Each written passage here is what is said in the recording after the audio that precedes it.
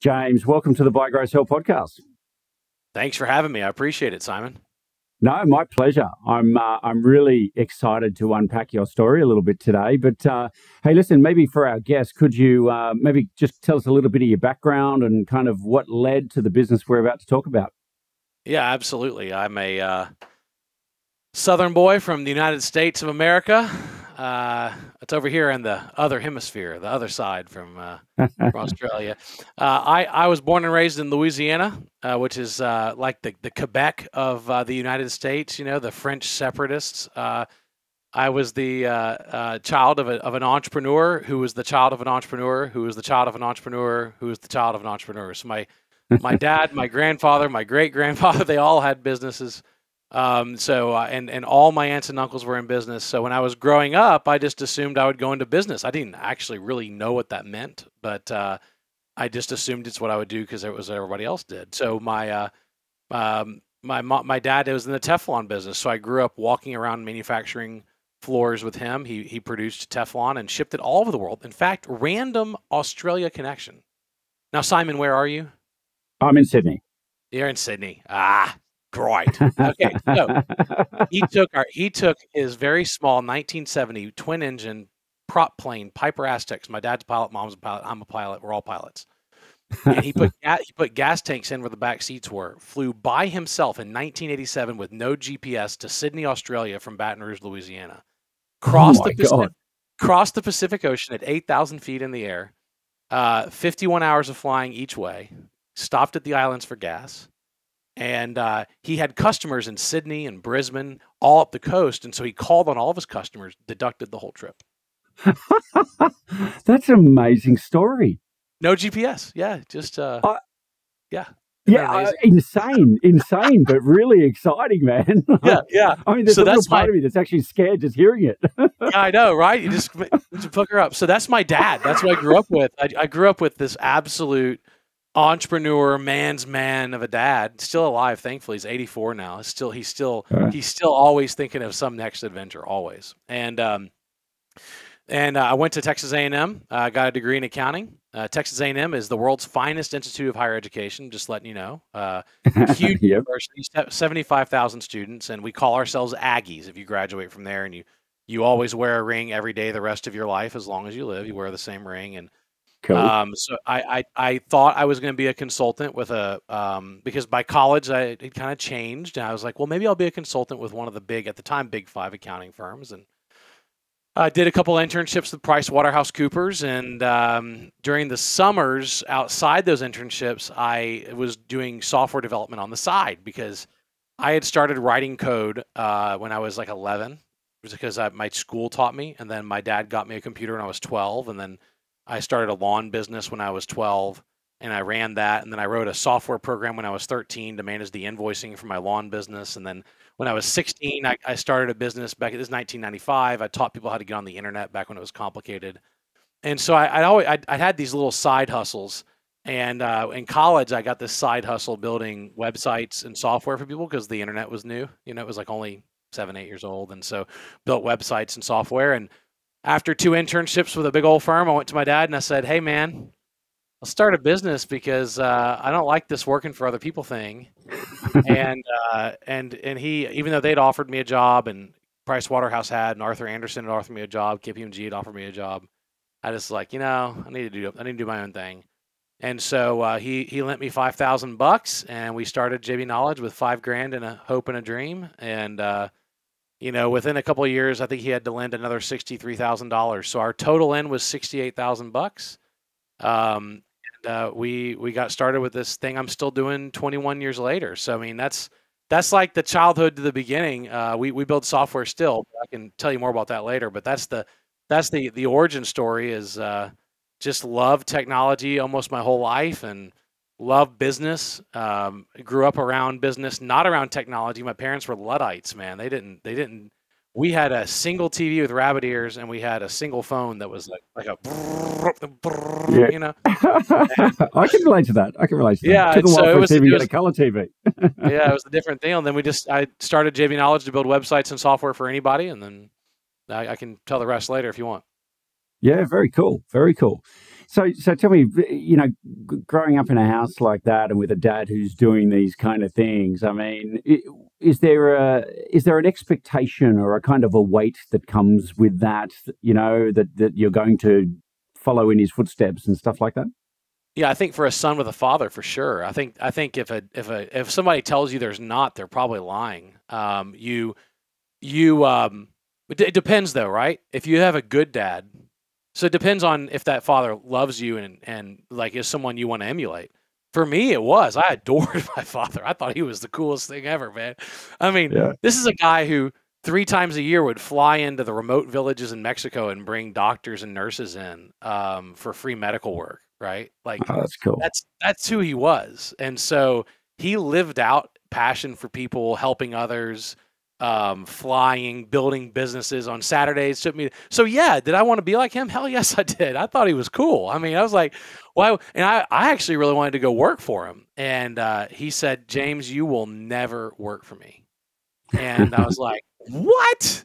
Why? And he's like, no one will ever respect you. They'll just think you're the boss's son. You got to go do your own thing. And so that's why I started the lawn business when I was 12. But I started with a loan from my dad. He gave me a $389 loan to buy an Aaron's lawnmower, big orange Aaron's lawnmower, and made me pay it off. He made me sign a note. Like, what dad makes their son sign a note? But he wanted me to learn how debt worked and how sucky it was. And so, but he was always doing stuff like that. Everything was always a lesson with him. Like everything was a lesson. I mean, running around the block was a lesson. Like everything was a lesson. And so, yeah, I wanted to be like him. Yes, there was a weight that I put on myself, but not that he put on me. He made it very clear I could go to any school I wanted. He can make it very clear I could go in any profession I wanted. He never, ever, I don't even remember him once putting pressure on me to do one thing or another. Once I started a business, he applied a lot of pressure to go hustle because he knew what it took. But up until that point, he was fine with me. Originally I was going to be a professional classical piano player. And right. Until I was like 16. And so he was fine with that too. Yeah, cool. Yeah. And so talk to us about, I mean, where you obviously have built a business and you've gone through a transaction, and I know we're going to get to that and talk a bit about that, but can you talk to us about more of the origin of that business and what was that journey like and what did you do? Yeah. First 3 years, we just built software for anybody. 2004, we landed a really great client in insurance that taught me a lot about insurance. It also gave us finally enough free cash flow after 3 years to invest building real product for other things. The plan all along was build a service company, take the profit from the service company, and build a product company that we really wanted to build. That was always the plan. Okay, always. Bootstrapping 101. Build what you have to so you can build what you want to, right? That's bootstrapping 101. So we finally landed a good account in 04 and 06. JB Knowledge was building software for 8 different industries, but we had this great account in insurance. And we had an opportunity come in. A friend of my dad's told me that if I modified this bidding software I had built for a different industry, the advertising industry, that it would probably work for construction. And he introduced me to one of his clients who was in a construction company. And they looked at it and they're like, man, that's a great piece of software. If you modified that, we'd buy it from you. And I was like, really? Like, what modifications? They gave me like 40 things. And it was June of 06. And I went back and worked with my development team. And we broke this little module of another product out into its own product. And then we made the changes they wanted. And then I came back to them 6 months later and I said, okay, it's done. And they thankfully, I didn't understand how lucky I didn't understand how lucky I was that they didn't walk on me in the process. But they said they followed through on their commitment. They said, hey, now that you made those changes, let's roll our Dallas office out first. And this was January of 07. The big boom's still going on. The housing boom's still going on. Economy's great. Everybody's happy, right? So I go to Dallas. Dallas is the largest construction market. Dallas-Fort Worth. 10 million people live there. Don't know if you know that. Huge market, right? There's more construction volume in Dallas-Fort Worth than like a third of Australia. I mean, that's just how big that construction market is. It's massive. And so their Dallas office rolled on first and they loved it. And because I worked for a lot of ad agencies, had a lot of knowledge about Google organic, paid and organic search listings. And in 07, that was pretty new. Google had only been around for a few years, really, in the advertising space. And so I worked with a good friend of mine from New Orleans, Mackenzie, Mackenzie Lovelace, who had started a search marketing firm really early in the search marketing days. And we just ran the table on Google for like 5 years, man. No one messed with our keywords. And we were able to rack a bunch of clients up. And it turns out, because I was in Dallas, we were super lucky because a bunch of other contractors heard and saw the invitations to bid that our bidding system, because that's what SmartBid was. It was a system that sent out invitations to bid and received the proposals back and then processed them and awarded the contract, right? So that was the process. And they saw the invitations. They're like, man, it's good looking software. So they called us. And so that network effect happened at the same time that we just dominated the Google search rankings and, up and to the right, man. Yeah. Yeah, that's awesome. And so many things going through my head here about, building software and having to adopt it. I mean, I imagine I've had to use new software in the past, and there's issues and challenges. Big challenges getting people to use it and making it stick, right? How did you find that sort of part of the journey with your clients? Yeah, so we call that product market fit in software. Yep. And also adoption. So adoption's the last and most important step in all software, is getting people to actually use the things that they are paying for.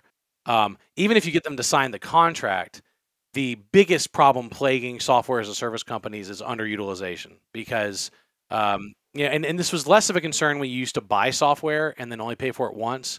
But once you're paying a subscription every year when that bill hits, you're like, am I really getting the value out of this? And if you're not using all the software, I mean, how many of us actually use all of HubSpot? How many of us actually use all of Zendesk? I mean, let's be honest, right? Like how many of us use all of MailChimp? I mean, whatever product it is that you use, you underutilize it. The question is how much. And so adoption is always it. We try to make it fun. So like my biggest advice for adoption is make it fun, make a game out of it, help your clients enjoy learning about it. We were early to the webinar scene. I mean, remember this is like 16 years ago. So this is it's hard to believe. It was a while ago, right? I mean, we were early to the webinar scene. We were early to video training. We were early to support portals. All those things matter. But I'll be honest, when you're bootstrapped, you don't have much of a choice but to get in your car and drive around. And I spent a lot of time sitting in cubicles with estimators, identifying what their biggest pain point was. So I made sure my software did it, because if you solve a really big pain point, you don't have to worry as much about adoption, because they will hunt down your product. Yeah, cool. Yeah, like that's awesome. If you have a problem with people even logging into your software, you might not be solving a big pain point for them. You might be like a nice to have, not a have to have. Yeah, that's an important distinction too. So what was the model like for SmartBid? Who did you charge? How did that sort of stuff work? We charged the general contractor. We charged the people sending the bid because we wanted participation. And there were other models that charged the people receiving the bid, and we noticed they had lower participation rates. And so we knew the ultimate goal was high participation in the bid process. So we did a sealed bid system, not an open auction, because a reverse auction doesn't work well either. In a reverse auction, everybody thinks a reverse auction, it's like eBay, but flipped, where the lowest bid wins, not the highest bid. When you have like those public reverse auctions, you end up with like the worst person winning a lot of the time. So we did a sealed bid system. We did the people sending out the invitations pays, and it was totally free for the subcontractor. And then what we did is we did these add-ons for the sub that made their life a lot easier. So they came for the free data, they came for the invitations, and then we sold them tooling from other partners, and then we made referral deals off of the tooling that we sold them. But it was totally optional. Like they could use our system and never spend a dime with us and be totally fine. But we presented options to them saying, hey, look, if you want to do your takeoffs faster, a takeoff is when you count and measure what's on the plan. We would sell them takeoff software. We would sell them project management software. We would sell them printing. And we were able to drive referral arrangements on all of those. But it was the nice thing is, if you were a sub, you never had to pay us. Yeah. And that really drove participation rates. So we routinely heard from the people that were bidding how much they loved our software, because they never got hit up to buy anything. We didn't do ads. We just had these little buttons that say, free takeoff software, and that was it. We didn't harass them. We didn't call them or email them. It was just subtle but you wouldn't believe, just a little button that could be a major source of revenue. You can really monetize your screen real estate without making it too excessive.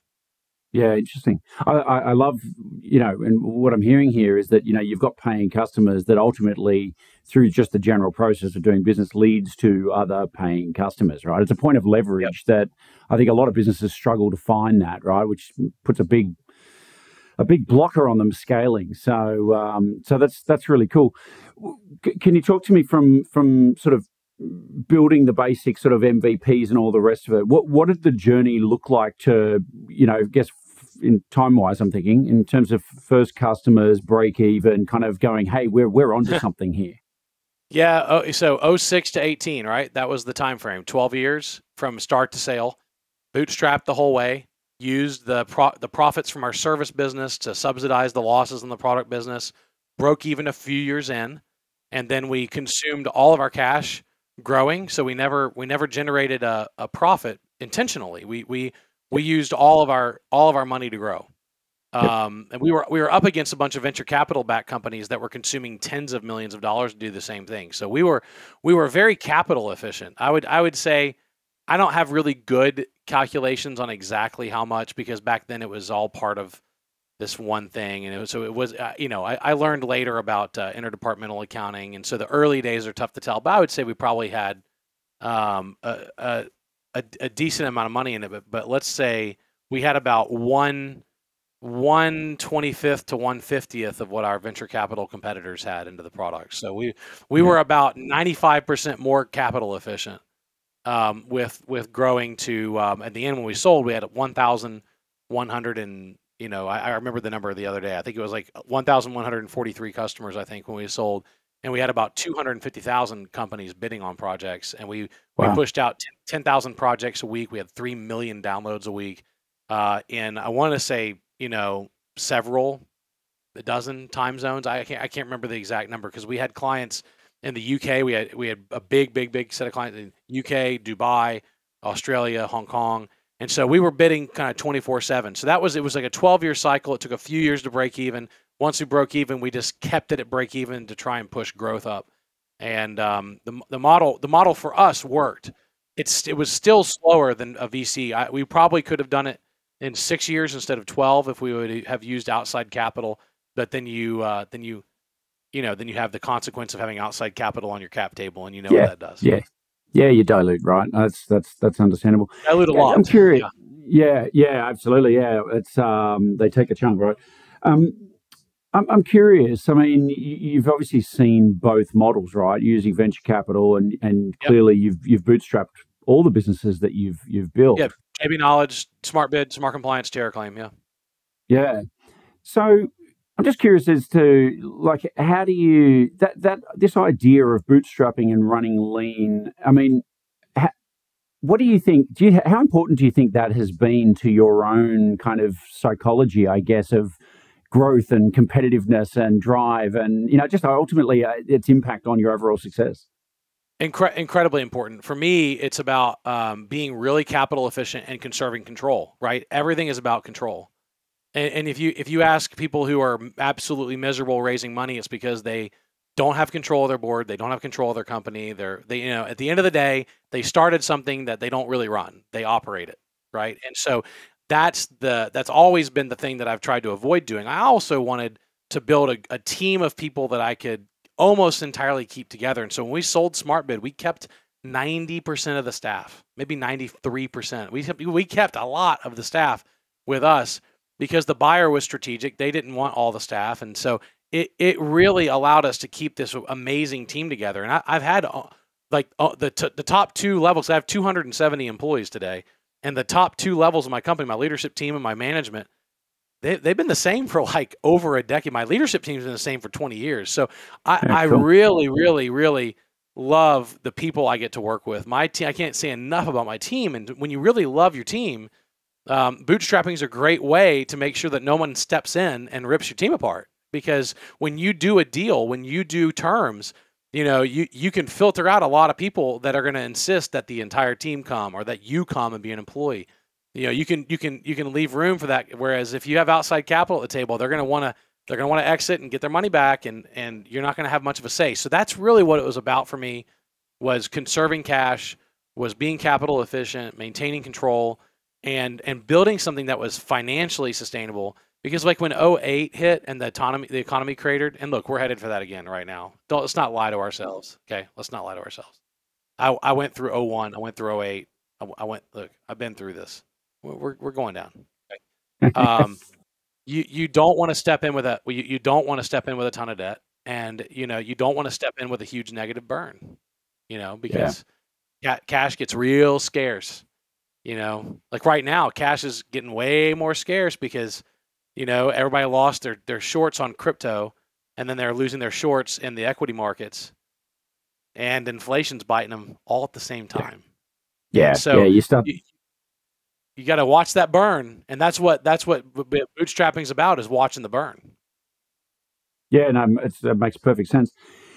I'm curious, as you were growing SmartBid, I mean, were there any other competitors or other companies that you saw as major competitors, or were you kind of out in clear air doing something completely different? Definitely not clear air. we had a really great idea who our competitors were, and one of them ended up buying us, right? So the company that was the reason for our creation ended up being our acquirer. So a company called iSquareFoot bought a company called BidFax, and I don't know what year, 05, 06.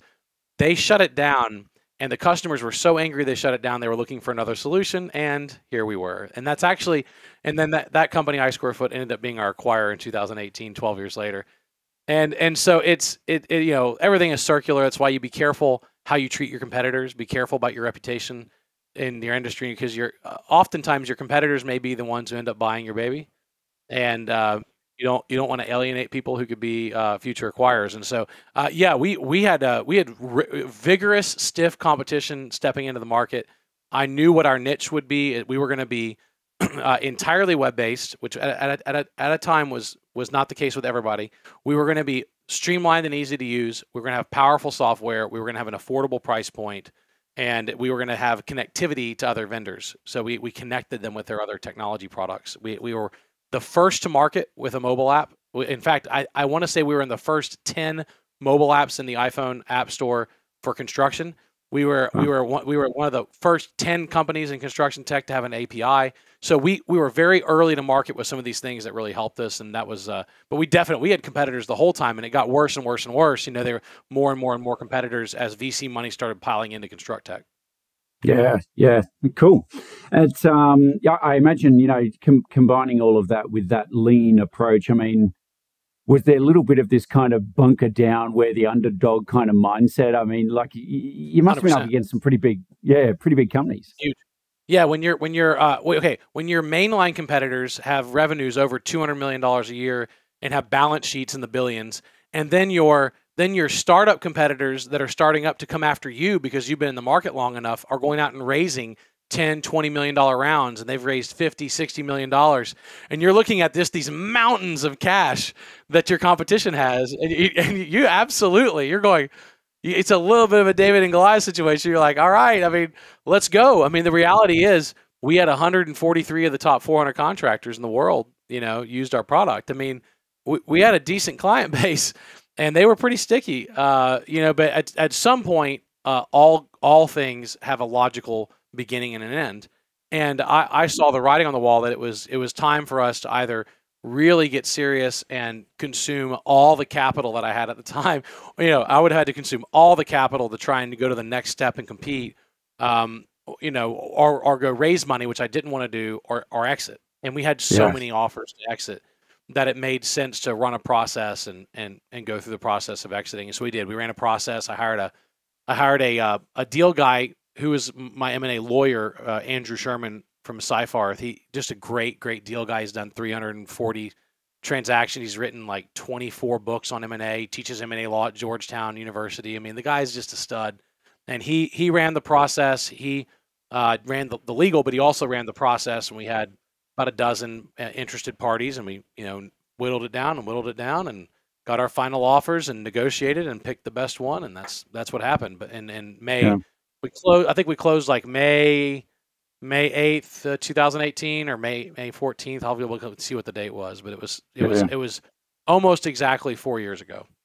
Yeah, wow. Yeah. So I actually want to come to talking about the deal team and the actual transaction, but But before I do, I mean, I just want to come back to a comment you made about, investing all the capital. I mean, what I heard in my head, and I like playing a bit of poker with my buddies here, but what I heard was, I'm all in. and I just wonder, like running a business like you have and building it the way you have and over this period of time, I mean, were there any real moments like that? Or, I mean, it sounds like one of them where you actually do feel like, hey, I'm all in here. Like, this is it. Like, if this doesn't work, we're going to hit a wall or something bad's going to happen here. I mean, did you have those moments? Can you talk us through that experience? Oh, yeah. January 14th, 2008, one of the worst days of my life. We had a major server outage, and this is back when you had to own and operate your own servers before the cloud. And we had a big outage. It was devastating. And we lost a few days of data, and then we had to do all this complicated process to go deal with it. This is a long time ago, right? This is 14 years ago, but it's still at the time, everything was on the line. Yeah. I mean, but and when I say everything, I mean I still had not paid off. No, by that point, I had just paid off my personal credit cards that I had loaded up to help with this business. And I mean, but it was everything. My entire net worth was tied up in this thing. I mean, everything. I mean, everything. I might have been able to walk away with, I had a very inexpensive $120,000 house at the time. Little 3-bed, 2-bath jobby that my wife and I had just brought home our first baby to.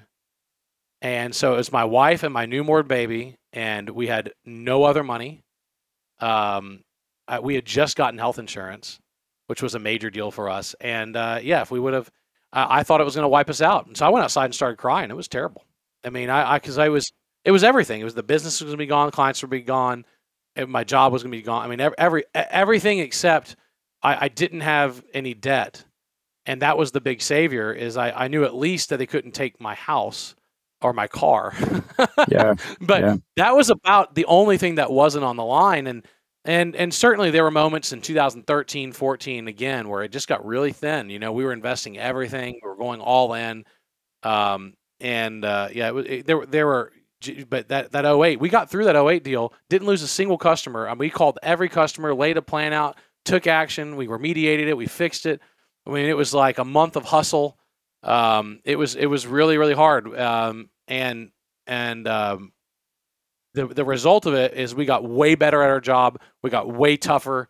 We had to let go of somebody who had caused it. I had to rethink my trust level with people, and it was a major event. And so there were definitely times in the business early on, definitely the first 7 years, and then 12, 13, 14 years in, where you're like, man, if this doesn't work out, like you start going on monster.com and Dice and Indeed and all these job boards, and you're like, okay, where would I work if something happened?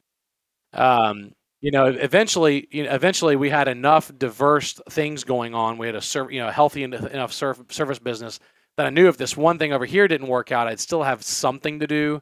But if you have any sense of morals or care about your people at all, you still know that there's people that run that business that you're responsible for. So one of my general rules is I try to make sure that no one thing generates more revenue than my profit margin. Because if no one thing in my business generates more revenue than my profit margin, then there's no one thing that could immediately take me out or force me to lay people off. Yeah. And so that's just a general good bootstrapping rules. If you keep all of your experiments smaller than your margin, if you lose the revenue from that experiment, then you can go to zero margin, fine, right? We had no dividends that year, whatever. But you wouldn't have to lay people off. And so I think that's one of those things that I've always tried to avoid. And so while entrepreneurs and bootstrappers may be big risk takers, you certainly have to really calculate your risk if you're smart about it. Yeah, it's an excellent tip. I'm curious, because I've heard and had a number of entrepreneurs on the show who've talked about their story and their struggles. How important do you think this willingness to kind of go all in? How important is that to feeding success for an entrepreneur? I mean, can you do it without it? Okay, people do it without doing it because some people get very lucky. And luck plays a role in business all the time, right? Your flight gets delayed, and the next flight you're on, you're sitting next to somebody who changes your life because of meeting them. Okay, it's happened. I've had random chance meetings with people that ended up changing my life, right? Yep. So you want to call it luck? You want to call it fate? But people can tell if you're not all in. I mean, how are you going to be a good salesperson? Yeah, I've always believed that the chief executive officer should be the chief evangelizing officer. They should be the chief promotion. I've always believed that the head CEO has got to be the head salesperson. You got to own that. You got to own generating revenue. So I've seen people. I've had friends who were very, very, very fortunate in business who were not all in because, man, they had some things really break the right way. But they are the exception to the rule. I believe that the number one rule of business, as my dad would say, is survival. You have to survive long enough for lucky things to happen to you. And you cannot survive if you're not all in. I mean, how on earth are you going to knuckle down? You know, so many people get taken out of this by themselves. Yeah. They have a confidence issue. They have a commitment issue. They largely, they govern their life based on fear, right? And it drives everything they decide on. And so they'll never really make that step. Whereas like my business partner, I've had two really, Sebastian and my dad. Sebastian's my friend from high school. I mean, Sebastian's all in, man. This guy's more all in than I am. I mean, he is, and I am a highly motivated individual. And Sebastian, you know, makes me second guess my commitment sometimes because he's like that. I mean, because you know what when 9/11 happened and he lost his work visa, had to go back to Argentina, and that's what ended up us starting our office in Argentina. I was like, hey man, I'll get you a job with a company here. It'll be a great job. And he's like, no, I want to stay with you. This was like 5 months into the business. He was making nothing. I was making nothing. It was all a hope and a dream, but he like bought in and he was all in. I mean, he just went, yeah, I'm all in. Forget that easy job. I want the hard route. I was like, yep. Why? So yeah, does it require all in? 100%. 100%. Our first employees, they had to bring their own computer to work because we couldn't afford to buy computers for them. That's bootstrapping, man. They thought we were running a computer theft scam. I'm not kidding. Two of them were convinced that all we were doing was just running interviews to steal computers. But the reality was, we had to ask Sebastian's friend to come sit in the interviews so that Sebastian would have a friend in the interview, so it would look like we only had one person down there in Argentina. I mean, he was our buddy Alex, who knows nothing about software, man. Alex is he's amazing, but he was the strong silent type in the. And he just sat back like this and asked these bullshit questions to them. I mean, it was so funny. But you know, we got these group, Diego, Herman, and Pablo. You know, my three amigos, man. Cool. These guys, you want to talk? You asked the question, all in? They're all in. I mean, all in. Diego, like 2 years in, none of us are making any money yet. He comes to me and he puts his hand on my shoulder. And he said, James, I am working for you until I retire. Yeah. And I was like, yeah. For those just listening, you didn't see James stepping backwards slowly. Exactly. I'm like, what do you say to that, man? But is that all in? Yeah, that's all in. Was Diego rewarded for that all in? Hell yes.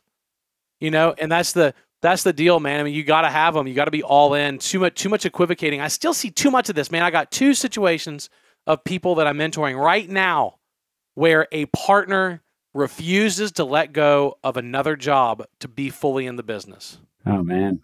And it is, you know, they're still holding on to that it's that crutch. And what they don't understand is they're literally never going to be successful if they don't let go of that. Like if you're going to be all in, if you're going to be an employee, that's great, man.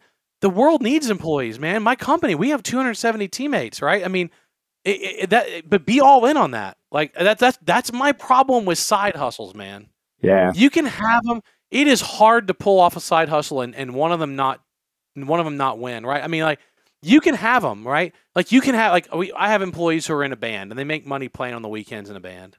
Cool, dude. That's a good side hustle, man, because it's fun, it's exciting, it's relaxing.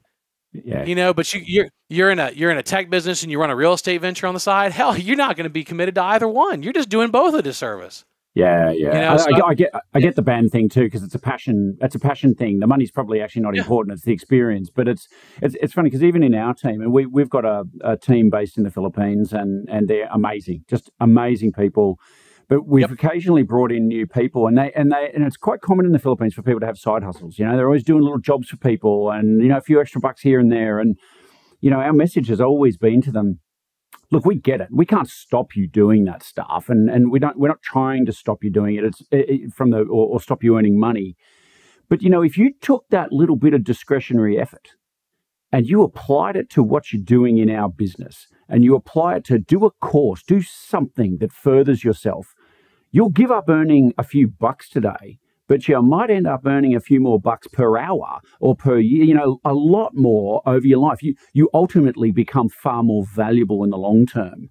And we would just encourage you to choose the long-term path that gives you better benefits. And we'll support you, by the way. We'll pay for courses. We'll do stuff for you. But being focused and as we've been saying, kind of going all in on what you're doing, it's so critical to their success and our success as a company. 100%. I mean, I had the same problem even a few years ago. Everything was going great. Business is successful. SmartBid's growing. JB Knowledge is growing. Smart Compliance is off the ground, generating a profit, no debt, no investors. And I had started a content marketing strategy to drive customers to SmartBid that involved me doing a lot of public speaking. I spoke at almost 500 conferences, and it became a big thing. I started keynoting like a lot of conferences, 1,000 person, 1,200 people conferences, 1,500 people. You start getting double and triple booked.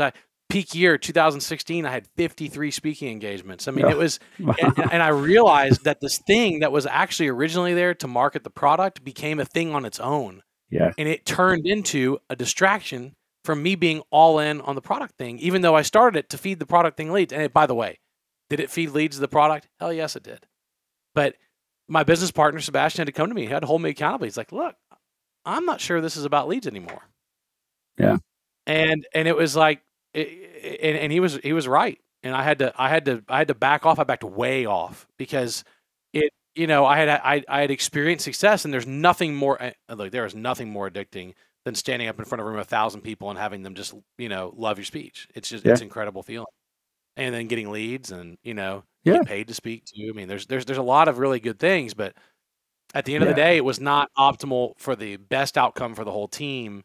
I had reached the point of diminishing returns a while back, and so he reined me back in like a good partner does. So being all in also doesn't mean burning yourself out on one thing. You might actually go too far on that thing and be out of being all in again. It's complicated. Yeah, absolutely. Yeah, we're humans, right? We're ultimately we're flawed beings, but I'm curious, and I could talk to you all day about this sort of stuff, but it's sort of cognizant of your time, and I'd love to just pivot, if we can, a little bit towards your exit. So you mentioned to me, one of the things I picked up was you had a lawyer who's this guy's the stud, right? He's the guy he is the man, and I'm just curious. It's one of the things we often hear. I think that sort of contributes to success is having a good deal team around them, and it sounds like you had the man, not just a man. So how important was this guy? How critical was he to your success? He was great. I mean, he didn't help me build the product, but he helped me sell it. Yeah. So was he critical to building SmartBid? No. Was he critical in me executing a proper transaction that allowed me to have the terms that allowed me to keep almost my whole team intact and move the company forward? And yes, 100%. I had a tough time. I still have a tough time with investment bankers, and so only because of So I've met quite a few that I really like. I really trust, but I've had a difficult time, and at the time I had a really particularly difficult time with some IBs, and so I said, I really just need to have a lawyer who's also my deal guy, because so much of the work in M&A transaction is legal work. I mean, so much of it is legal work that that the IBs right after some basic terms negotiation, they bring the legal team in immediately, you know, so you're going to pay those legal fees either way. Yeah. And so, yeah, it was critical to him understanding, and then him setting expectations, and then through the negotiation process, keeping the terms really clear. I don't think it was magical that somehow I ended up with a term sheet that 4 years later I love. And I want you to hear me say it. I love the terms we had. Yeah. And, nice. And I have a lot of friends who exited that 2 or 3 or 4 years later. They're like, you know, swimming in a pool of regret, and not this guy. Yeah. Because what you know, it was papered so well, and the terms are so right, and the buyer was the right fit, and everything was teed up, and that's not an accident. Yeah. Right? It's not an accident. Yeah. Out of interest, I mean, we often see deals, and I don't want to go into anything that might be confidential here, but in terms of deals, like, we often see them structured in a way that, you know, the consideration for the business is often paid in either one or more buckets. And those buckets tend to be, you know, cash up front, maybe a deferred component, and potentially an earnout. No. Did you have a spread? What was your deal like? 7 times annual recurring revenue. So it was 7 times gross revenue, all up front. No earnout. Yeah. No earnout, no deferred. Wow. Congratulations, man. That's awesome. That's a great deal. Yeah. What was the so you've got the deal guy. He's helping you structure all this.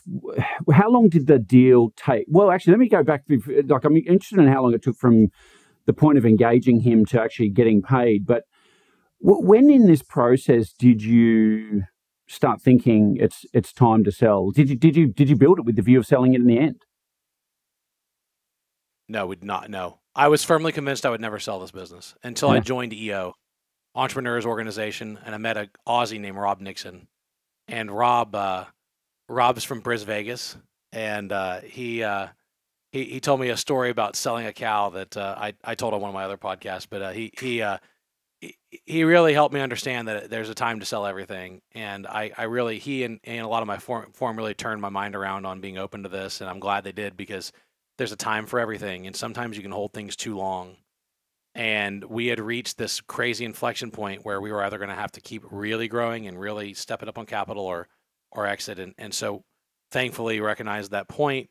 Then I engaged with Andrew, and we went out and got this done. But we had a lot of inbound interest. I mean, a lot. We had a lot of, you know, every week, serious parties contacting us. And so I just kicked them down the road. And then once I engaged Andrew, then we re-engaged all of them and started talking again.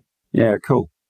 Yeah, okay. So there's a bit of a shift there. And it sounds like a lot of people, I mean, most people start the business thinking, hey, we just got to make it to the next year or the next whatever, right? Survival, as you said before, is the most important thing. But it's, and so how long did the actual sale process take? I mean, from the moment where you said, okay, let's go, let's do this seriously. Yeah.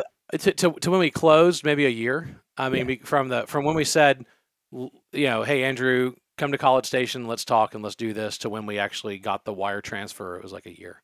Yeah. It takes a while.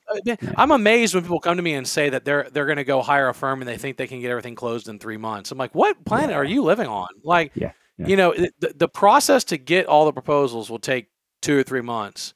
And then, you know, first off, it's going to take you a month to prepare everything. Then you got to put a data room together. Then you got to go to market. Then you got to get your letters of intent. And then you got to, you know, then you roll on down to negotiating. And so, like, we started in like June. We had a letter of intent signed by like December, and then we did 5 months of due diligence. I mean, it took a while, man. I mean, it great acquire too. Like, I love the folks that acquired me. You know, I Square Foot, Construct Connect, which is owned by Roper. Dave Conway was the CEO. Man, Dave did everything he said he was going to do. I mean, it was really remarkable. I mean, it was remarkable, because I'd heard so many nightmares from other people who'd sold different companies to different other companies. And I was like, well, maybe that'll happen to us. Maybe it won't. I hope it doesn't. But you know, we got very fortunate. So that took a year, and then it took, you know, again, people don't talk. It takes a couple years after the transaction to kind of, you know, hand this baby off. You can't just like hand the keys over. You're not selling a car, you know. So there was a time afterwards where we had to, you know, help them transition. But you know, there was a separate contract for that. Yeah, that makes sense. It's interesting because we always say to our clients, like, you've got to allow for 12 months. I've had deals that have taken longer. I've had deals that have gone quicker. But at the end of the day, give yourself time, right? Like, these things, we're not trying to just run a short race here. This is a one-time deal. We sell it, it's gone. So let's do it properly. But do it right. It's the biggest sale of your life. So treat it like that. It's funny because I was chatting to a prospective client the other day, and they said 12 months. They said, oh, we spoke to somebody who does like a competitor of ours apparently, but they said, oh, they said they'd have us up and sold in 3 months, and I actually laughed and went, oh, look, sorry, like, look, if you honestly believe that that's possible and that's what you want, then you should take that option. But anyone who promises that is mad. I don't know how. Don't know how to do it. No, exactly right. And the flip side of it too, James, I've had a number of buyers who sit on the other side, usually, guys with egos, a bit of private equity, a bit of, people who've been around. In fairness to them, they've done a lot of deals. But when buyers now sit across me and they go, hey, we've done this before, man, we'll have this wrapped up in 6 weeks. And that makes me laugh as well. Because I go, yeah, every time I hear that, it ends up taking 4 months. Yeah, there's no way. Because you get your outside law firm in, then you get your outside accounting firm in, then you got to do your IT due diligence, right? And then that alone is going to take a month for them to crawl through. Then you got to do tax exposure. I mean, come on, man! Like there's too much to button up. If you're doing transactions that fast, you must be leaving a huge contingency. Like, the only way I can even see doing something that fast is if you leave like 75% of the money contingent on on all the stuff you're going to find when you're done. I don't see how you do it. No, I agree. I mean, look, and you know what? It's funny how often in a DD, one of the lawyers happens to have this is my 12-month holiday. It's been booked for 12 months. I'm on holidays for the next 2 weeks, or somebody has a baby, or something's going on. It's like, really, we're in the middle of a deal here. Like, anyway. So, mate, I'm super appreciative. I'm sort of, as I'm mindful of time here. I could honestly talk to you about this stuff all day, and I've really enjoyed hearing what happened with SmartBid. I mean, you've had an enormous, certainly we won't say overnight success because there's no such thing, I think. But it's that's right. But a very successful exit, and it's clearly led on to some other stuff. So, what are you doing today? Where's your main focus today? Well, I got my pilot's license when I was in due diligence because I turned it over to my partner and let him do it. And so I do a lot of flying. Cool. A lot of flying. I've got 1,300 hours of flying now and 7 ratings. So so what am I doing next? I'm doing a lot of flying. Yeah. But we've grown the core business. The really exciting thing is we were at about 200 employees at the time 4 years ago. We're at 270 now.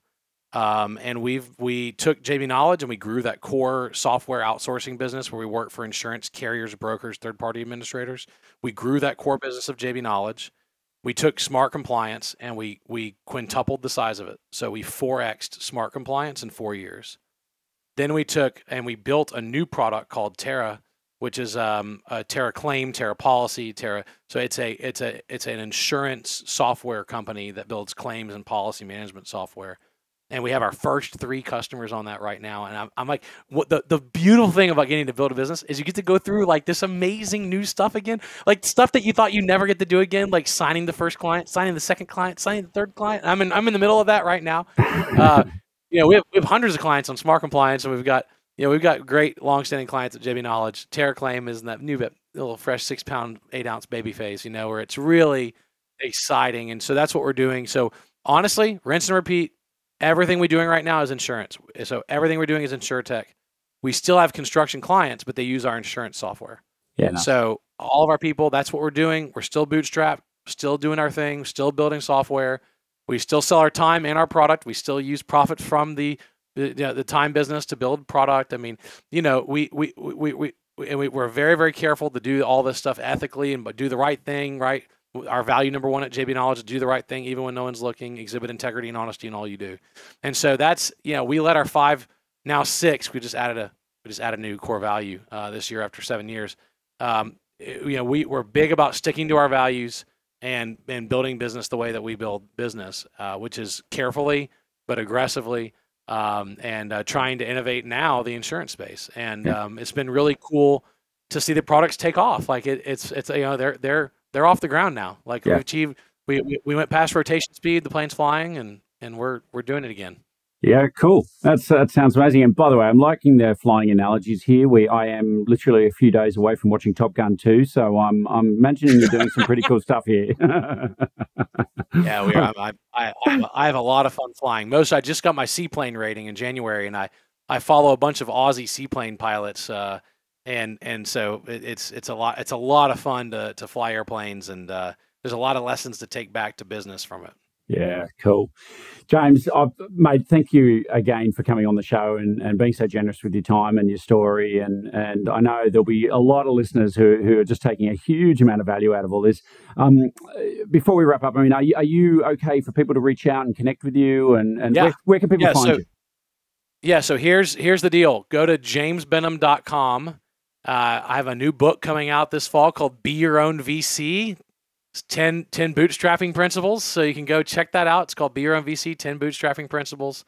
That's coming out this fall. Everything's at jamesbenham.com. You can also email me. We can keep it really simple. james@jbknowledge.com. That's Juliet Bravo, jbknowledge.com. So you can email me there or go to jamesbenham.com. You can go to LinkedIn and hit me up. Ask me any questions. Certainly, I advise a lot of startups. I'm an investor too, and invest in technology startups and real estate. So I love all of that. Love meeting new people. I love speaking at conferences. So they're always welcome to hit me up. Go to the website and then look for the book to come out later this year and about how to bootstrap, man. That's awesome.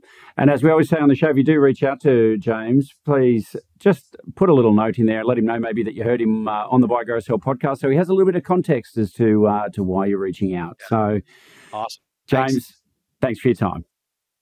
Thanks and good eye.